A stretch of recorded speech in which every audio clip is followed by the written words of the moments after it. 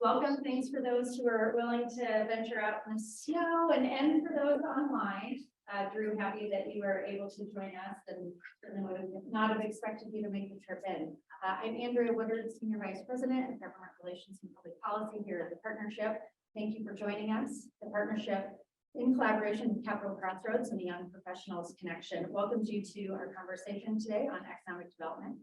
For the attendees online, we ask that you place any questions you have in the chat feature, and we'll have those will be moderated at the end as time allows. And then for those of you in person, hold your questions until the end and make sure to get to those.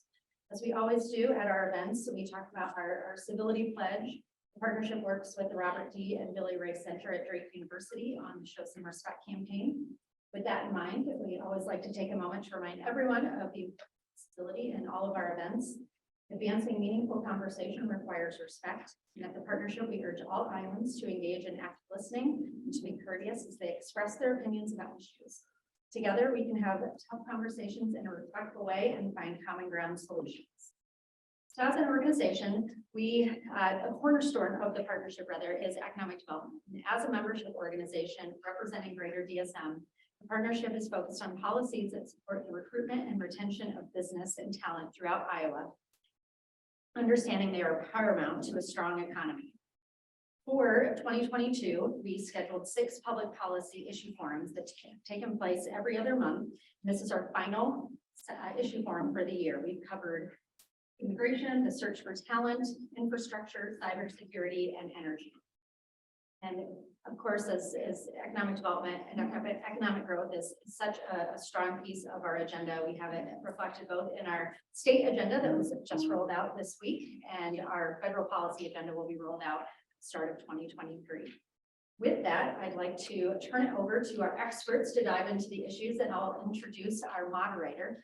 Deanna Triplett is the Senior Policy and Partnership Manager for the Iowa Economic Development Authority. In this role, Deanna builds relationships with private and public business, community, and legislative officials throughout the state. She presents program and project advantages involving business, community development, infrastructure, and revitalization efforts. Deanna received her Bachelor's of Science from the University of Iowa, go Hawkeyes, and MBA from the University of Iowa College of Business. Deanna, the floor is yours. Thanks for being here. Thank you, Andrea. It is my distinct honor to get to introduce our panel of experts. Start with Chris Costa. Began his career with Knapp Properties in 1997 and currently serves as the president and CEO. After earning his undergraduate degree from the University of Iowa in 1987, he joined the Des Moines office of Deloitte, where he also attained the distinction of certified public accountant. In 1993, he joined Knapp Construction, a residential construction company, and served as its chief financial officer. In 1997, Chris joined Knapp Properties. Chris was a member of the 2007-2008 Greater Des Moines Leadership Class. In addition to his activities with Knapp Properties, Chris currently serves on the many local boards and committees, including serving as chairman of the Greater Des Moines Partnership Economic Development Board.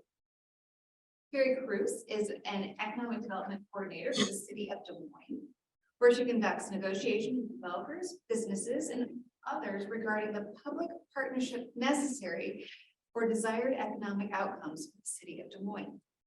Carrie is a member of the American Institute of Certified Public Accountants and serves as the chair for the Government Performance and Accountability Committee. Carrie is also a member of the Iowa Society of Certified Public Accountants and serves on their Career Awareness Committee. Carrie graduated with a Bachelor of Arts in Accounting from Simpson, go Storm, and holds a Master of Business Administration degree from Drake University. Bulldogs. Drew, who is online. Hello, Drew, is joining us virtually. Obviously, wonderful weather here in Des Moines. Thank you very much. Drew was born and raised in Omaha, Nebraska, attended Creighton Prep for high school, then went on to receive a Bachelor of Arts in Political Science from Creighton University and a Master in Public Administration from the University of Nebraska at Omaha. Sorry, Drew, can't go there. I'm a Hawk fan. Drew moved to Ames, Iowa in 2013 to work at the Ames Chamber of Commerce, where he worked for 7 years. He is now the president and CEO of the Council Bluffs Area Chamber of Commerce, a position which he has held since August 2020. Drew is very involved in the Council Bluffs, Southwest Iowa, and Iowa business community, and loves to tell stories of the countless opportunities afforded Council Bluffs and Southwest Iowa. Drew and his wife Sunny have 2 children, William and Lydia, and love exploring all the great things the greater Des Moines or greater Omaha and Council Bluffs area has. Thank you all for joining us. And I would like to turn it over to each one of you for remarks. Deanna, again, Chris Costenkamp Properties. We're a full service real estate company. Really 99.9% of what we do is based in central Iowa. So we have and need to have great relationships with all of the communities in Des Moines and surrounding suburbs. There's many reasons to have those great relationships, but certainly at the top of the list is to help us understand and coordinate how we can use the economic incentives that are available to best bring development to our communities. And I would say, as a traditional rule, we're using these incentives to make projects a reality.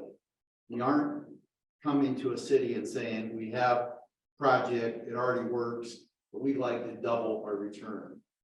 In almost any case I can think of, these projects would not happen without some economic development incentive. And we'll go through the various forms that is taken on some of our projects, but that to me is really the key. The cities are great stewards of their tax dollars, the state, same thing. We're not blindly throwing dollars at projects just to goose a developer's returns. It's really throwing dollars at projects that bring economic development to the communities. So I'm Carrie Cruiser for the city of Des Moines, and as a municipality, our primary form of revenue sources is property taxes. So we design our economic development incentives in a way that both strengthen and grow our local economy, but also strengthen and grow our local property tax base. That is how we provide our services as a city. We focus a lot of our time on business attraction, retention, and expansion projects. So getting businesses to Des Moines, getting them to stay, getting them to grow, and fostering that business environment here in Des Moines.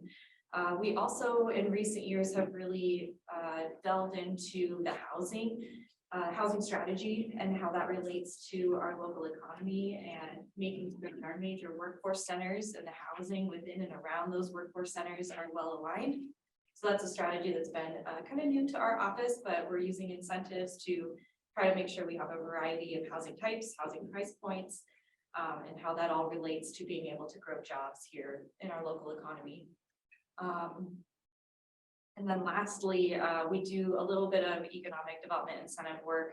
Our local elected officials, while they've been super supportive of all the work we've done downtown, they've really encouraged us to start getting a little bit more creative in how we spark economic development out in our commercial corridors, out in the neighborhoods outside of downtown. And so we have a great program that we've created in our office, neighborhood commercial revitalization grant program.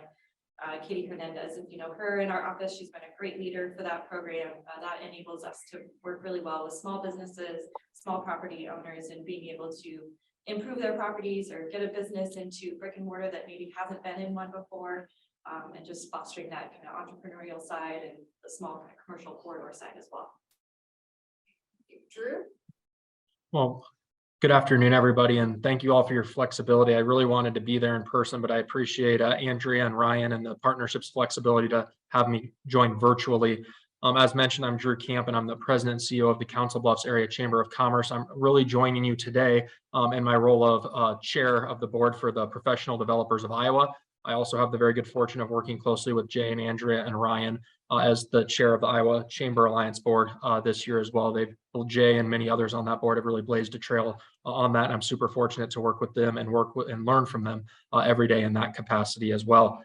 I wanted to just touch real quickly on the fact that at the Council Bluffs Chamber, we unfortunately do not have our economic development organization underneath our umbrella. We focus largely on the chamber side of things, but we do delve into two areas specifically that definitely do have things to do with work with economic development. One is the most important piece. It's the talent piece through the gracious support of the Iowa West Foundation, which delves out our gaming revenue here in Council Bluffs in Southwest Iowa. They've supported our workforce development initiative that we house here at the Chamber, and we've had some really positive things happen in that regard to not only attract talent, but retain it here in our community. The Greater Omaha MSA, just as Des Moines, we have about 2.6% unemployment. That's below full unemployment. Very big issue. My background is also very much like Andrea's, and it's in advocacy. So I really enjoy the politics and working at the state level and locally and federally to really move key issues forward. And that really comes into view and helps a lot too with economic development projects, because obviously there's things that we need to have done locally largely, but also there's things, and we'll talk about this later, I know, at the state that we can do, plus federal level that we can do. The last thing that I'll touch on is when I was in Ames for 7 years, I had the good fortune working with Dan Culhane and for Dan Culhane. If any of you know him, he's a very astute economic development and chamber executive. But I did have the opportunity to work in a variety of different economic development spaces. I worked with rural development. I was the head of our business retention expansion. And I also had the good fortune of simultaneously working projects for Burke Hormel, and then also 3M. So I have had the good fortune of being able to dip my foot a little bit into the economic development world. But I'll just close by saying thanks for Andrea, Jay, and Ryan for welcoming me. And then I look forward to our conversation. Great, thank you for your remarks, everyone. We do have a few questions for our panelists, and then we will open it up to the audience as time is allotted. And for those of you, again, online who just joined us, if you could put your comments or questions into the chat. Ryan is monitoring them, and we'll make sure that we reach out to you also. With that, let's start with Carrie. What economic development tools has the city of Des Moines utilized most recently for a project? Sure, I think our primary tool that we use is tax increment financing. We use that anytime anybody's got extraordinary costs and they're investing into a piece of property that's going to ultimately grow the tax base, have economic benefits for the city. We like to partner with those projects. And to echo what Chris said in his intro, each and every project we look at individually. We do an individual assessment on those projects to really make sure that whatever public participation is going into those projects, it's really the minimum amount to be able to make that project go forward. So each and every project, there is no one size fits all. They're all very different, but tax increment financing is definitely our primary tool that we use for that. We structure most of those incentive programs on a rebate basis. So that's one kind of perception that's out there when we do major economic development packages. You'll see X company was awarded $2 million, whatever the number may be. There's a perception that the city or municipality is writing a check on day one. And the thing I would want to make sure is well understood is that there's a lot of compliance. There's long-term agreements in place that go into obtaining those incentives, and they're paid out over usually a pretty long period of time, anywhere from 10 to 20 years on average. And so that's, like I said, that's our primary tool. We also have really great tax abatement programs for housing and commercial development across the city of Des Moines to help make Des Moines competitive nationally for building here. And we've revamped and enhanced some of those tax abatement programs. If you're familiar with our Missing Middle Housing Tax Abatement Program, that's fairly new to the city of Des Moines, to try to include some additional housing density and get more strategic on how we build more housing within Des Moines. And then I mentioned our commercial neighborhood commercial revitalization grant program. So those are just a few of the tools that we have in our toolbox. We're always looking for ways to partner with other agencies that also have tools. So a lot of times when we're working on projects, we'll layer in other sources from the state, whether that be workforce housing tax credits, low-income housing tax credits, historic tax credits, high quality jobs, all those wonderful programs. We'll provide local matches for those that require it, or make sure that we're layering in appropriately so these projects can happen. So we're going to toss that over to you, Drew. How do you work at PDI and work with your elected officials to ensure that the healthy economic development environment is maintained here in Iowa? Oh, yeah. Thank you very much for that question. I did want to touch on really fast, just a few things that Carrie said. It is a border community, which is really important. When she mentioned TIF and urban revite, that's so important, especially for communities like ours. Our property tax system is not nearly as attractive as Omaha's. Hopefully Senator Dawson and others can help fix that this legislative session. But that's something that it's so important that we are able to leverage those tools, and the misunderstanding and misconceptions that she touched on are real. And one thing that also I wanted to touch on is a lot of times those are paid back in 7 to 8 years. They might be 10-year, 20 years agreements, but a lot of the times in both communities I've been part of, they're paid back in 7, 8 years. And then you're recouping that and seeing the ROI. With regards to professional developers of Iowa, there's several things that we can do. That's one of the biggest things. Ever since I've been on that board, I've been involved with the legislative committee, and we've really been able to grow that because we think that's a really good and important resource for people as members of that organization. But how we do that is we have the legislative committee. Obviously, there's about 5 of us on that, and our lobbyist is also on that as well, Craig Patterson. At our conference, we really open up and have an open dialogue that's facilitated, obviously, about our key priority issues to make sure we're educating people and really making sure that they're aware of how our policy, what our priorities are, but also voicing what needs to be in there so we can develop those. Most organizations do that. The partnership does an excellent job, but we do that as well. I mentioned we have a lobbyist retained. Between September and December, we do legislative roundtables throughout the state. We try to hit every kind of quadrant of the state, at least, to make sure that we're meeting with legislative elected officials or legislators. And it was especially important this year because there's so many new ones, especially in the House. We also have bi-weekly calls and then emails that are sent out on the off weeks to make sure our members are getting information regularly throughout the legislative session. We do a legislative reception. We've been doing it in March. Between the 2 funnels is when we kind of target it a little later than some others do it. This is one of the key things that we've really found very beneficial is we've had targeted meetings. Deanna, obviously you're someone we've met with, and for example, in these regards, but right now one we're really focusing on is Iowa workforce development and how we can help Beth and Kathy really with this transition and get information out there to make sure that there's a little bit of hesitation anytime you see a big move like this happening with these job trainings and apprenticeship and internship programs. And we're trying to be a resource for them. And that's really something working with Debbie and Beth both that we've really tried as professional developers of Iowa to be part of. But we also meet with people with IADA, with the governor's office, with specific committees or different legislators that to talk about key issues, for example, property tax, something we're doing. I'm meeting with Senator Dawson regularly. He's in our backyard, fortunately. So that's something we do. But as a group, we give those opportunities not only to our leadership and our executive or our legislative committee, but we specifically target folks that we know in some rural communities or some other areas that would have very positive feedback. And something that's kind of a positive story off of that is we actually have 2 new board members over the last 2 years, and they're both legislative committee members now too, that they came on. One is from Rock Valley up in Northwest Iowa by the Lake region. And then also someone who was at Union County over in Northeast Iowa. He's now at the Dubuque Development Corp working for Ron and their great team. But those are people that they directly got engaged because we reached out to them on key issues policy wise. And then now they're on the board. And they're really working their way up. So that's something we really try to make sure that we're empowering. But in closing, the biggest thing that we do is it's about informing and educating our members. We've started doing some leadership forums throughout the year, really touching on specific issues. And those really allow us not only to bring experts in, but leverage our people and our members throughout the state that have specific unique attributes and qualifications and knowledge that they can bring to bear in that regard.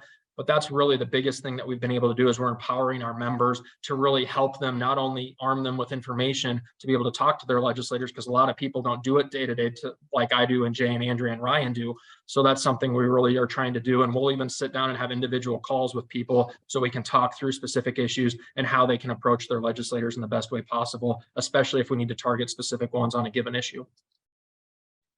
And Drew, that is absolutely very important to make those connections and build those relationships with our legislators, because whether you are politically active or not, what they do up on the Hill really impacts your businesses, your communities, and without your voice, there can be a void for legislators, and they really want to hear from their local constituents. And so the more that you can develop those relationships, it helps You know, Drew is a great example of how getting members involved. And so, you know, sometimes it can be a little intimidating talking to legislators, but remember, they are just like you and me, and they're a delightful group of people, and we have however many new ones this year.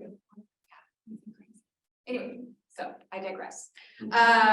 So Chris, how has your organization utilized economic development tools to expand? Building on the concept of legislators, elected officials. Recently, we just had a situation with the city of Des Moines where we discussed our challenge with the city council member in charge of that area. And we're finally able to get something on the table that made sense for both parties. But sometimes you have to leverage the people that have a little more pull than we do. But we've utilized economic development tools, and I'm just going back 5 or 7 years. Des Moines, Pleasant Hill, Waukee, West Des Moines. And maybe I'll start with one project, the mixed use project, the Hy-Vee grocery at 4th and Court. That, and we pulled a lot of levers on that one. And the biggest incentive that kind of helped make the go, no-go decision was new market tax credits, which is a federal program, but it's really, I mean, it's a difficult program and it's not all that efficient. So of the reward or the award, we probably received 70% of the benefit because there are so many layers of administrative costs built into that award. But again, without that, those dollars wouldn't work. So what other workforce housing tax credits were part of it? Abatement, because it was apartment units in downtown Des Moines. Economic development grant that helped subsidize the grocery store part of it, since that was in a food desert, which not only helped with new market tax credits, but it made a difference with the city and economic development awards. Project is not even prayer of happening without all those incentives. And that new market tax credit, that was a $3 million benefit to the project. So it's pretty significant from the federal perspective. And then maybe one other project I'd point out is when we were successful getting Holmes Murphy to move to Waukee on Grand Prairie Parkway, that was really, they were a pioneer of sorts. There wasn't a lot of activity out there at the time, but Waukee had spent the money to put in the infrastructure, which as developers, I almost always tell cities, there's one thing you can do that's going to help make development easy is put in the necessary infrastructure so we don't have to deal with it. And we had great roadways out there, but in helping make that pitch to Holmes Murphy, we did need a public street. So we went to the state for a RISE grant, and they helped with some of that. TIP was required along with the high quality jobs credit from the state and TIP from the city of Waukee. And again, that was really just to make the project a reality. There's not an investor that's walking away with a ridiculous return on that project. But what did it do? It really did bring a lot of attention to Grand Prairie Parkway. Companies like Holmes Murphy, who when they started the process, never envisioned moving out of the city they were in into Waukee. They just, it was a Hail Mary really on our part at the 11th hour to convince them this was a great setting, and then we had to make the numbers work. So there, I mean, I just have, well, and maybe one more. 611 Fifth is a office building just south of the Convention Center Hotel. Marist used to have their headquarters there, and they moved to West Des Moines and became team. That building, great bones, 100,000 square foot building, kind of, in our opinion, middle of Main and Main. It's just dilapidated. It was full of asbestos. We were obviously monitoring it and they had it encapsulated, but if we wanted to do any redevelopment, it required that asbestos be abated. And that was a $2 million project just before you could start doing anything else. We couldn't make the economics work, so we just kept kind of limping along with low rental rate tenants in there and not able to do a lot of redevelopment. Well, we got a great partner in Whites. They came, they wanted half the building. Then the city was our other partner, where we negotiated a TIF agreement where we could get the dollars necessary to bridge the gap. But now we sit on a building that I think is a beautiful structure. White's loves it. We're negotiating with 2 more tenants for about another 25% of the building. And this is not a extremely bountiful office market. And so we're leasing into the teeth of a market that's really a challenge. But entities want to be there because that is really, I think, one of the next great areas of downtown. The city recognized that. They put their investment there. And that really made a difference as to whether end up with this great building at the end of a year and a half of redevelopment. The next question is going to be to all 3 of you, so just kind of you guys decide who you want to go first. But are there any policy changes that you would like to see, whether it's local or at the state level, that could really move the needle or have a bigger impact for your area? Well, I'll start only because I have a current situation where with the water quality issues that so many communities have kind of stepped up on, from a development perspective, it does really increase our infrastructure needs. We're almost the developer of ponds at this point, and I know it's needed. So I mean, I'm not begrudging that standpoint, but the model changed a little bit for us when the standards changed to the point where we had to detain more and the water had to be cleaner when it got to the ponds, and all that costs extra. Well, out near Holmes Murphy, out on Kettlestone, we're selling land to Unity Point. They're putting up a great new clinic, 60,000 square feet.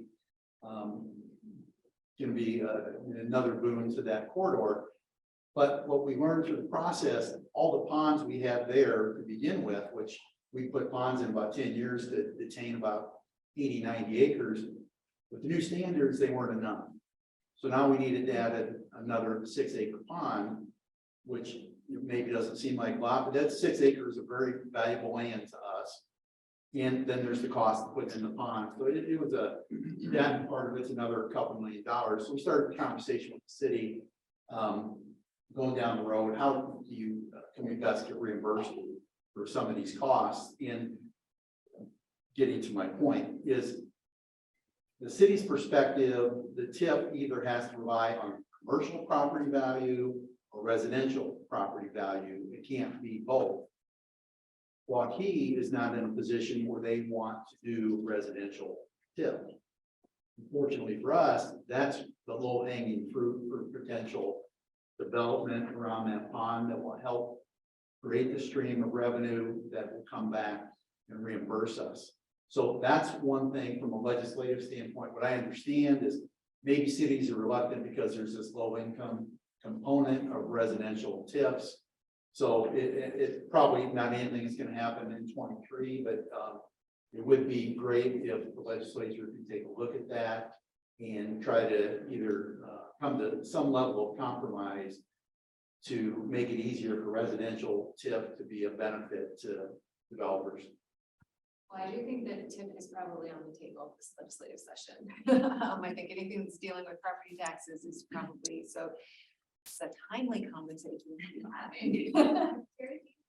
Well, I think to tag into Chris's point on the residential TIF side, the other piece of legislation in the economic development TIF, if you're looking at greenfield sites and residential development, those TIFs are limited to 10 years in duration too, which if you've got extraordinary costs like the stormwater costs you're talking about, a 10-year TIF district's probably not even going to come close to offsetting some of those extraordinary costs like that. So I think the limitation and duration of time and the desire to have more housing and more affordable housing, the structure of TIF on the residential side being so limited is certainly a limiting factor in the economic development world for how that tool currently works. So I agree with you. I think there's more that could be done to make the residential piece of that more flexible.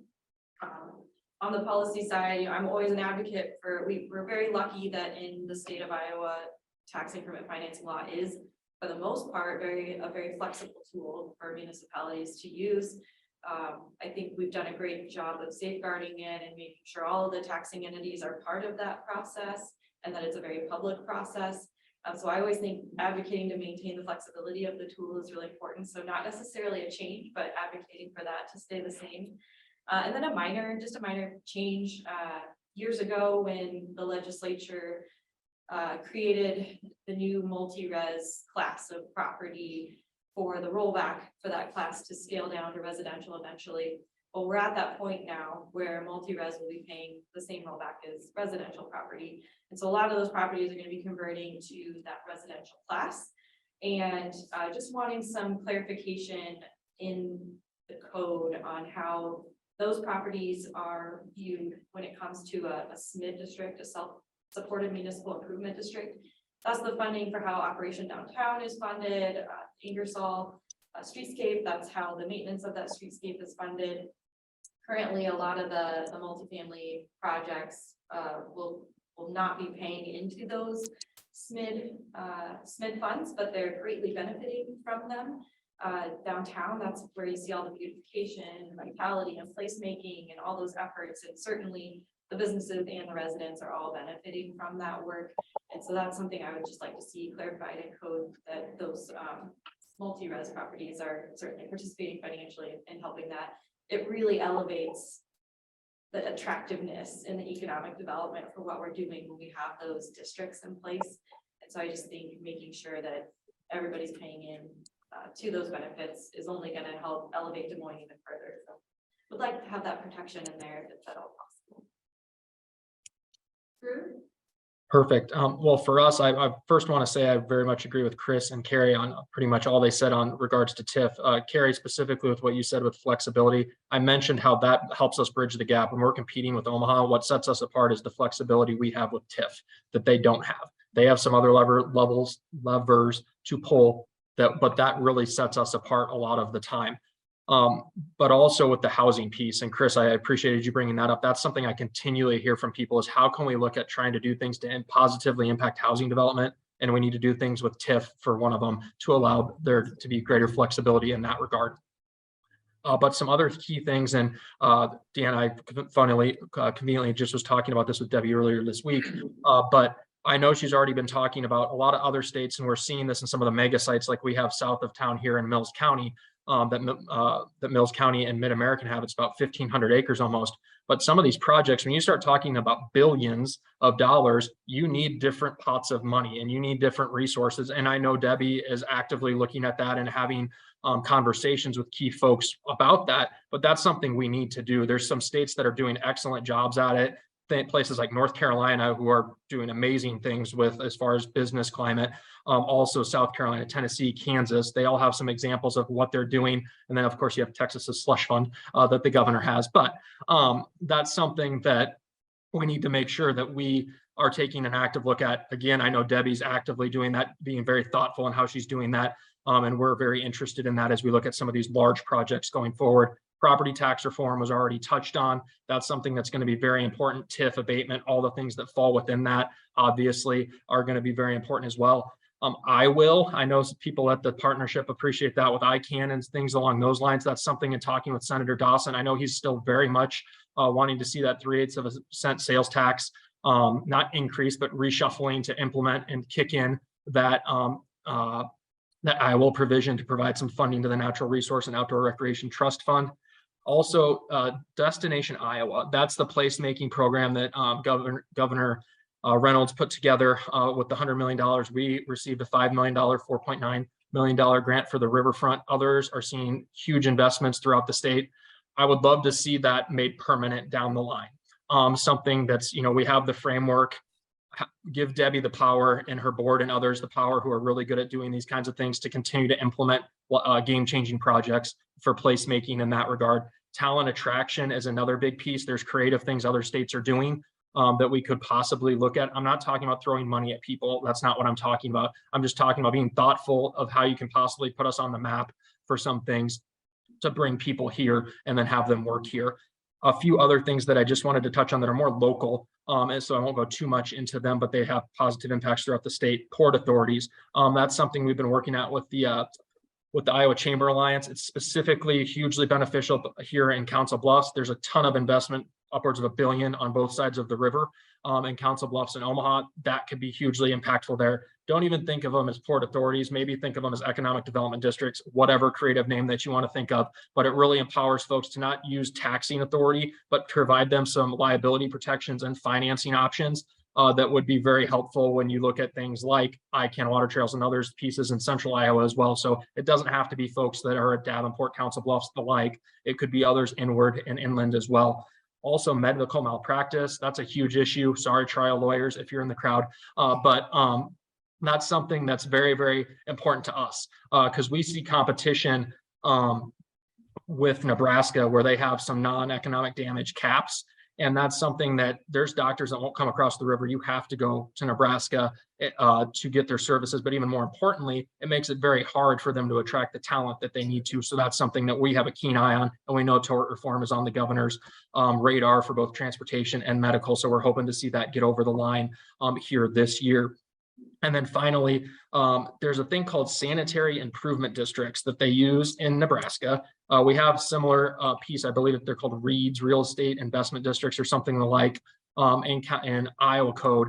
But they're hugely impactful in Nebraska and they make they're very helpful. It also helps that they have some more liberal, we'll call them annexation laws, but that's something that could potentially be looked at as ways to continue to grow development, especially housing, because those sanitary improvement districts, a lot of times you see them utilized to expand housing. That was a lot, Drew. Fantastic. And Drew, you know, I know you're close to Nebraska, obviously, but you are doing something correct in the Council Bluffs area because we do receive some of the data that allows us access to see who's coming into our state. And we are actually seeing a net positive coming in from the Omaha area. So kudos to you in Council Bluffs. Maybe it's part of that Destination Iowa, but all the other things that you are doing. So we appreciate your efforts there for sure. For the whole group, what is something you wish more people understood about economic? What they don't understand, the number one thing is the rising tide lifts all boats. And I know it's easy to look at projects around the community as a citizen and wonder why a municipality, state is throwing so much money at it. And the reason being is what gets us to 2.6% unemployment is we're creating all these jobs. And with that 2.6, we've got to have reasons for more people to move into our community. Because the 2.6 is actually a barrier to some new businesses relocating here. So we need that number probably be 4% or 5% for some businesses to be attracted to central Iowa. But you can't do that without insight from all the economic development groups and with actual incentive dollars. So at the end of the day, we're taking the long view of what we're trying to accomplish as a community through the economic development.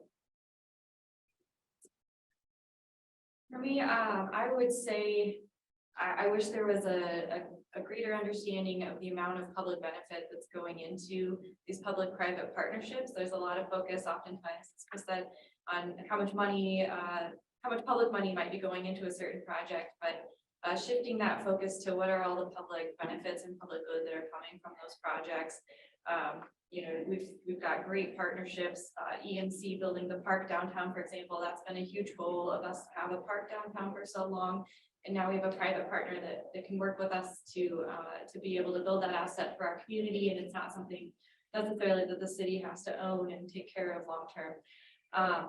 that's how we try to structure a lot of our incentives are in ways that we can address community challenges, community issues, or goals that we have in the community. And so I think just being able to better highlight the good that those incentives are doing. It's not just money out the door. So for me, I'm going on 10 years now in the profession. And one of the things I've kind of really realized is that the importance to community building, similar to kind of what Chris talked about, and just the strategic planning and growth, how much thought goes into it. It's not something where it's just willy-nilly done and like we just point our fingers and figure things out. There's a ton of thought and creativity and strategy that goes into it, working with a variety of different partners. And to Carrie's point, I can't emphasize enough, especially here in Council Bluffs, with us having the Iowa West Foundation and the assistance and over $500 million they've invested in the community. We have public-private partnerships on everything. So, you're having public input from the city, the county, or whoever it may be. And then Iowa West, a lot of the times, is helping with that. And then obviously the private entity in the state and others that it might come along to help with that. But those are things that are so important. It's how they bring everyone together. And then how I talked about it a little earlier, but also the return on investment is recouped so quickly in a lot of these pieces. So many times there's these misconceptions about TIF, abatement, all these different things, tax credits. That it's not the truth. It's just you, especially here, for example, with data centers. But that's something that we have Google's largest global data center here in Council Bluffs. I can tell you they've invested $5.6 billion in their facility. They've invested $3.5 million in our community. They are everywhere. I just met with their person talking about investing additional hundreds of thousands of dollars into a lot of different things in our community to focus on things like mental health and some of the other things that we have going on throughout our community. So that's something that it's hugely impactful because it touches everything. It's regardless of what your profession is, regardless of what you do, it's somehow impacted you in a positive way, even if you don't know it. But one thing along those lines too, is that we serve everyone. One thing I think sometimes, especially as a chamber, is we hear, well, you don't even care about the little person. You don't care about this. You only care about XYZ big business and corporate America and stuff like that. That's not the truth. We serve everyone. That's something we do regularly, and that's something that economic development can do. And we have multiple projects, whether it's a business coming in or a public-private partnership, like we're looking at building the streetcar and a bridge across the Missouri River to connect to Omaha streetcar and bring it into Council Bluffs. Where's the first area that would serve? One of the lowest socioeconomic areas in the city, and it'd be free to ride. So it's something that we're trying to do these things. Sometimes it's because we don't tell the story the way we need to, but there's so many opportunities out there for us to have huge impacts on our community and a wide array of demographics and socioeconomic levels. Absolutely. So Drew, how are you going to take what you just said, and make the case to policymakers? How do you engage them on this? I think the ROI is a big one. We saw the revenue estimating conference numbers yesterday. The revenue went down a little bit, which is expected with, the income tax cuts and how they were triggered early. But that's something we can show easily with very plethora of data, what the ROI is and what the revenue to the state is. And just as Debbie does, for example, with her programs at IADA, she readily has that information available. And plus, also just our willingness to pivot. I think that's another key thing within our organizations as well, as we're always so flexible, but we also just need to make sure that we have the certainty, even with that flexibility, with some of those tools, whether it's the tax climate, whether it's property taxes, TIF, whatever it is. There's also something that comes with that flexibility, is the certainty of knowing what those resources are. But one of the biggest things, and I think it really comes down to, and we talk about this all the time at Iowa Chamber Alliance table, is every piece of legislation should honestly be vetted with one thing in mind. How is it going to help attract and retain talent to the area? And that's something that we continually talk about and really make sure, regardless of what the bill is, what the negative, positive, or net neutral impacts are, is just how is it going to positively impact the talent pipeline? And a lot of the work that economic development does is directly tied to that and directly looking at how that can positively be impacted, whether it's working with a public, private, or nonprofit entity. Yeah, so in talking with policymakers on continued support of economic development, for us, a lot of it, I echo a lot of what Drew just said, but specifically, I like to tout the use of tax increment financing from the city of Des Moines. I'm really proud of just the responsible use and how we've used TIF. We have so many case examples. The East Village, Western Gateway Park, Ingersoll Corridor, those are all TIF incentive project areas where the before and afters, you can't deny those investments didn't have a massive return on investment to the city, to the community, to the growth of our local economy. So I like to use those as case examples, showing the ROI, showing the responsible use of the tool for advocating for its continued flexibility and continued use from municipalities.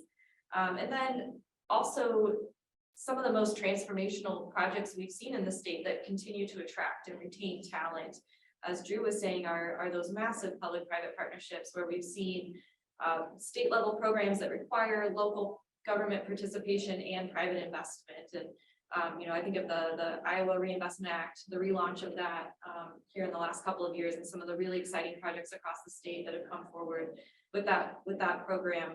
Those are definitely things that we need to continue to advocate for, because that's how we continue to attract new residents to Des Moines, new businesses to Des Moines, and retain the people that we have. Yeah, to me, all the discussion with TIF at a legislative point of view ought to be just how do we improve it? Not how do we take it away from communities. The beauty of TIF is a developer doesn't get a penny without generating increments. And it costs the community only the opportunity of that lost real estate tax stream, property tax stream over a period of time, which the community has decided, hey, it is a positive investment. We know what the return is going to be, and we don't pay a penny unless you start generating the increment. And I think at the end of the day, even communities outside of the power centers, I would say, should be able to look at something like that and understand that it's not taking anything away from any other community other than one doing something. So with that, that's all on my questions. Opening it up to the audience. Any questions for our panel? Hi, Dan Collison, Sherman Associates. We've been here for a few decades, mostly multifamily. And we're in 6 states. We love Des Moines. A pattern I'm noticing in a lot of other metropolitan areas is available land that used to be park and ride for transit. We're seeing 6, 8, 10, 12 acres in mostly suburban, first, second, third ring suburbs to the downtowns, becoming something that their EDAs are acquiring, usually from the state transit authority, putting up for competitive bid to developers, and then wanting to draw mostly mixed use multifamily. Is that narrative occurring here in Des Moines? And do you see some of the suburban cities getting more sophisticated in their ability to navigate TIF abatement and draw in developers sort of lining up to compete for those parcels that are pretty opportunistic for developers, but huge benefits for them, drawing more, particularly multifamily mixed use? And to all the panelists. Yeah, and I would say it's not a concept I'm familiar with. It obviously makes a ton of sense. I just don't know how many park and rides we have. The only one I really know of is out by Adele on that exit. That would, I mean, obviously it would be a great idea to convert it to something else. I don't know how many people utilize that benefit any longer, but no knowledge of that. I can speak a little bit to Des Moines specifically. Downtown, we have a tremendous amount of opportunity with surface parking lots that you can drive around today, and some of them have 0 cars parked in them during the workday. That used to have, the workforce using those parking lots. So we're not at the point yet where we're seeing a lot of strategic acquisitions, because the companies that own a lot of that real estate have held on to it for decades, and it's always been a kind of control your own corporate destiny, buy as much real estate around your campus as possible, have the adequate parking you need. Well, now, we're definitely hearing shifts in conversations where a lot of the entities that own the surface parking lots throughout downtown, they're becoming a lot more open-minded about what the future of those parking lots could be. We're not quite there yet where we're seeing a lot of real estate transactions on those lots yet, but I find it very encouraging that there's a lot more discussion and open-minded thoughts on how we can better utilize and develop those sites, hopefully in the near future. So look forward to working on those projects if and when that becomes a reality. And I kind of follow along with Chris. I'm not familiar with a lot of those, whether when I was in the Des Moines area and Ames, there was one area kind of down by Huxley, which is between Ankeny and Ames, but I'm not familiar with any development occurring there. And then as far as infill, obviously, we're looking at any infill parking lots and things, to Carrie's point, for the potential for redevelopment, because land is so hard to come by within the city boundaries, not necessarily in suburban. Follow up then to Carrie, if, let's say they were willing, does the city have the resources to buy them? Unfortunately, the cities, we're not set up to be quite that nimble. We have a very jam-packed capital improvement 5-year budget. And we don't have an acquisition budget for if and when opportunities arise. So we're often in more of a reactionary partnership kind of mode when it comes to those kinds of opportunities. I have a question, Deanna, and really appreciate the comments too. This has been very informative. I'm Daryl Balkamp, the Premier Corporation down in Pella. And we've certainly been the beneficiaries of some of these programs, high quality jobs, and both recovering from a tornado and just regular expansion from time to time. And we will be doing soon kind of a play here in the Des Moines area too, adding some jobs and expanding some manufacturing here. But it does come down to people availability. And it seems like most of the conversations we're having about expansion come down to where can we find people. Now, I guess my question is, we have a lot of incentives built around generating jobs yet. The high quality jobs program is a great program and rather flexible too.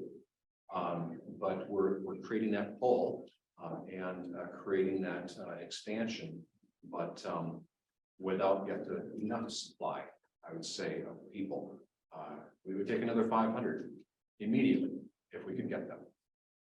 And as supply chains start to break free a little bit, see some light at the end of the tunnel there. You know, we've had 6 record years in a row, but at best, we're meeting 75% of demand. And so our conversations go to, boy, how much more can we expand in this area? And where are there any other, places of a little slack, in workforce? It's just hard to find. So I'm wondering if the incentives, I guess my question is, are the incentives in sync with creating more workforce versus incentivizing businesses to create more jobs and potentially even exacerbating the problem? All I hear from the administration, for example, is, wow, this creates this many more jobs. It's created, and oftentimes as employers, we just cringe.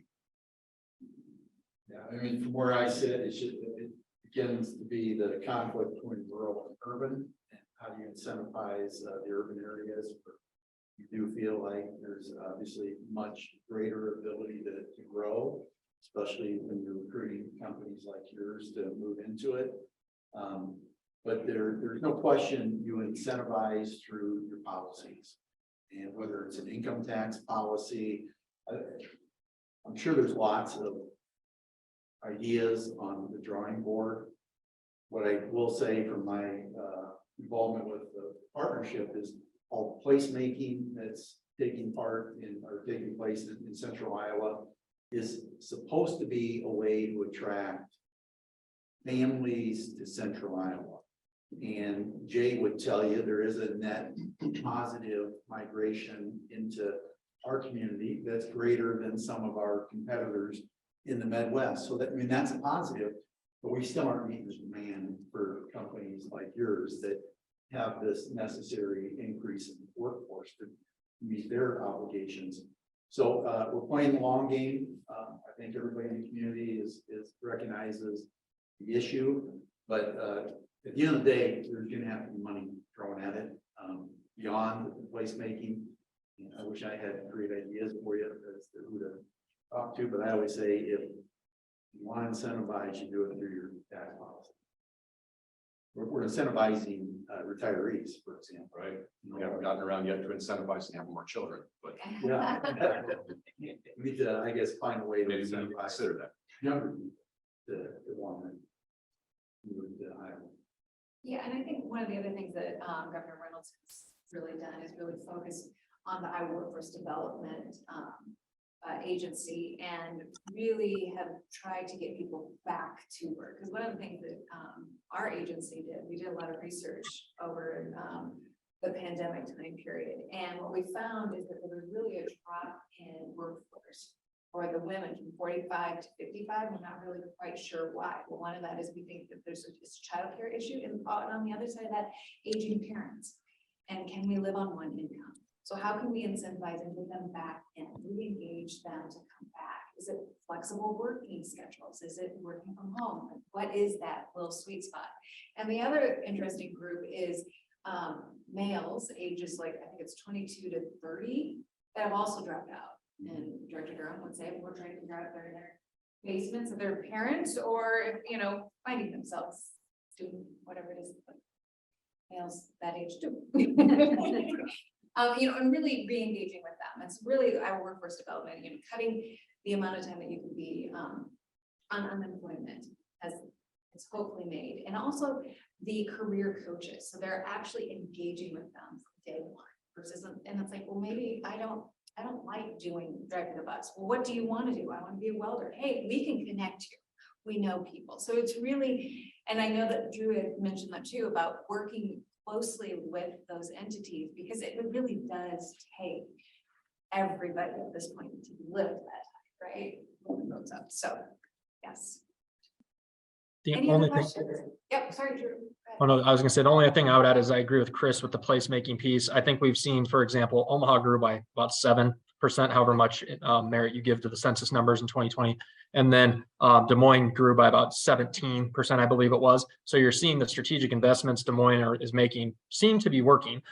So that's something that definitely can make a big difference. We're making some of those obviously here as well, and we're seeing the benefits that they are providing as well. But to their point real quick, Deanna, to what you said, one of the things we're really looking at for workforce as well is you have to turn over every leaf. Immigrants, refugees, disabled, second chance hiring, females who left the workforce, and others, like you said, that left the workforce during COVID, whether it's childcare, taking care of aging parents, whatever it may be, upskilling the underemployed, unemployed who, you know, just aren't even on the data sheets anymore for workforce development. And then also we have a lot of nonprofits here, like in the homeless space. So trying to figure out if there's some of those folks that we can get back and rehab them and back into the workforce and train them at one of, you know, Iowa Western Community College in this case.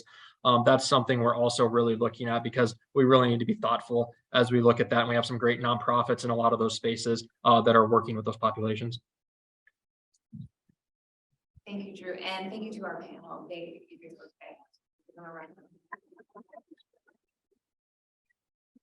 We are at our time, so I'm going to turn it over to Andrew. Perfect. Thanks, Deanna. Heard an Iowa Western plug there, national champ, right? Good job. Well, thank you, Deanna. Thank you to our panelists. Drew, again, thanks for making the time from afar. I want to just wrap up with a few things.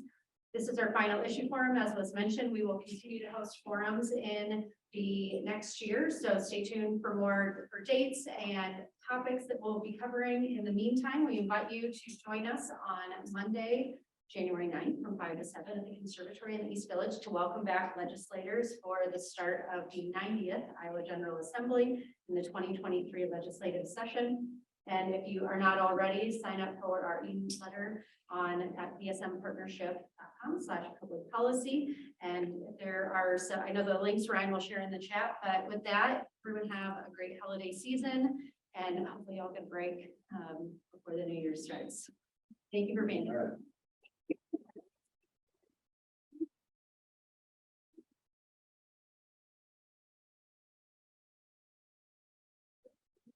Right now.